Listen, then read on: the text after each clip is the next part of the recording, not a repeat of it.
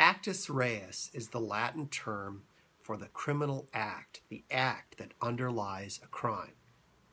So, and it can be an act or an omission. It cannot just be thoughts, just thinking about wanting to kill someone, for example, or wanting to take some kind of illicit drug is not a crime. All right, status is not a crime. Being a prostitute or a drug addict or a gang member or a murderer is not a crime.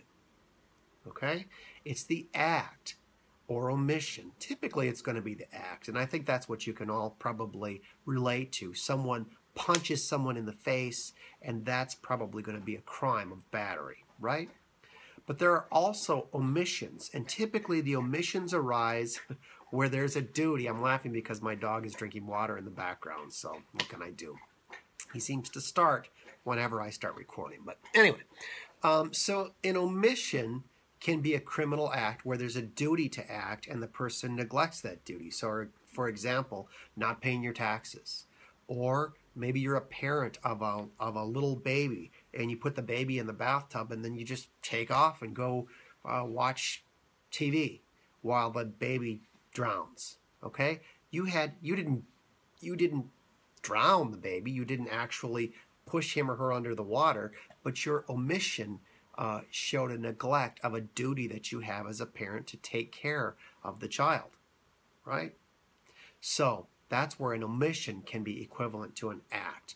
But so actus reus is the criminal act that underlies a crime, and it has to cause a harm, a social harm that is condemned by statute, that's against the law, that's in the written law. Remember the rule of legality that we talked about previously? So that criminal act has to cause a harm that's condemned by statute and either cause it or create an imminent threat of that harm in some cases, like assault, for example, where you're almost connecting but not quite, okay? And finally, conspiracy. You might be thinking, well, where's the act in conspiracy? Well, when a conspiracy is charged, there typically has to be some act taken in furtherance of that conspiracy. So if you and your friends are all talking about wanting to blow up a bank and that's all you ever do is talk about it, you're not committing a crime.